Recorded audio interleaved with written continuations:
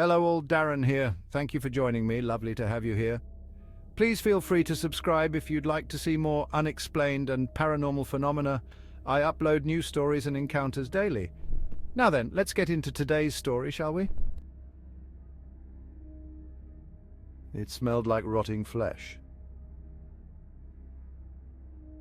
Back in 2018, my husband had an encounter with a cryptid. I call it that because we are not sure if it was a skinwalker or not. We live in the foothills of North Carolina, and not far behind are some thick woods. One day, my husband was walking home from a friend's house, which was not even a quarter of a mile away, and it was dusk. Right before he turned into our driveway, something came out from the corner of an abandoned trailer that was across from our home. My husband said he was paralyzed with fear, and the thing was easily 7 feet or taller. He said it smelled like rotting flesh, and it looked pale white with dark eye sockets. He snapped out of it and jabbed his knife in its chest. Nothing happened. He took it out and it just ran into the woods.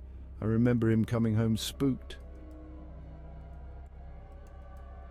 Later in the evening, he sees the thing while washing dishes, and he was looking out the kitchen window. My husband freaks out and runs into the living room.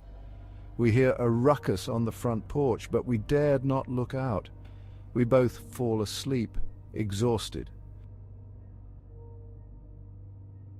Long story short, the thing comes out and speaks to my husband.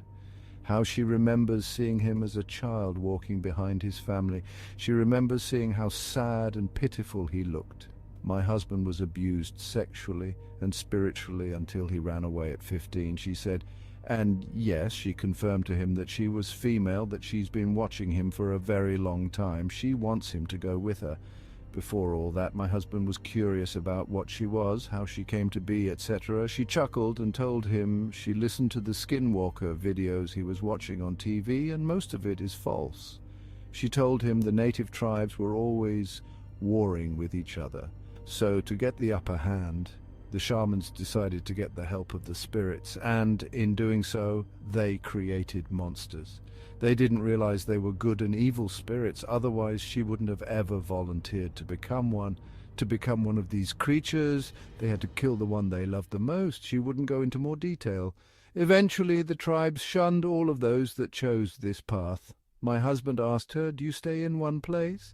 She said, "We can travel freely if we wish to do so." He asked, "Do you shapeshift?" She said yes, and that she likes to shapeshift into rabbits and birds, and that who would kill a rabbit? Rabbits are quick, and if he is traveling in a car, she can shift into a bird and never lose sight of him. My husband at the time felt a sense of ease. After their first encounter, she showed up as a dark-skinned native with long black hair whenever she met up with him. She also told him to never be afraid around her. Fear is what empowers her. She apologized for the night she was terrorizing us. She couldn't help it. Once the fear becomes palpable, she loses herself and she just becomes an insatiable monster. She told my husband more, but I don't want to bring it up. He gets really tense about it.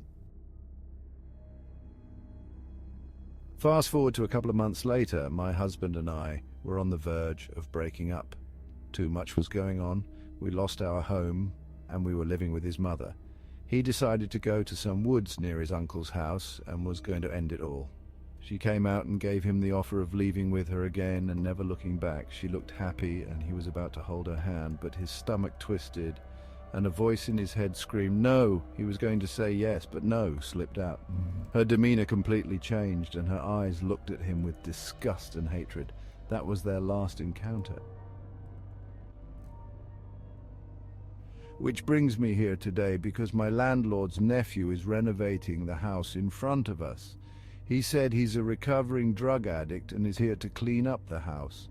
My husband is a friendly guy and decided to help him in the process. As they're getting to know each other, the guy becomes serious and mentions where he stays. He says he stays behind the methadone clinic in the woods. He gets really quiet and says at night, the woods scare him. He sees things. It's like they torment him. He knows there are at least 4 of them. He hears them but doesn't see them. He was lying in his tent and saw a figure of a man close to his tent, just crouching. After a while he got the courage to go out and confront the man. But when he reached him, a possum was there and was scurrying off. He decided he would rather sleep in the house he's cleaning out for the night, and he heard someone laughing in the attic. He ran out and went to our door, asking for my husband. My husband checked it out and found no sign of any trespassers, but then they both heard someone say, "Please help me," in the woods behind our home. The landlord's nephew asked my husband if they should check it out, and they did. They took our dog, and she was on alert. It was dead quiet in the woods. My husband mentioned if you ever go into the woods and don't hear any noise, that means a big predator is around.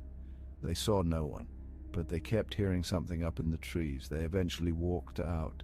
Last night, while my husband was burning some brush, he kept hearing something up in the trees. He would start reciting some Bible verses, and whatever it was would start trying to scare him by banging up in the trees. So much more has happened, but I'm just generalizing.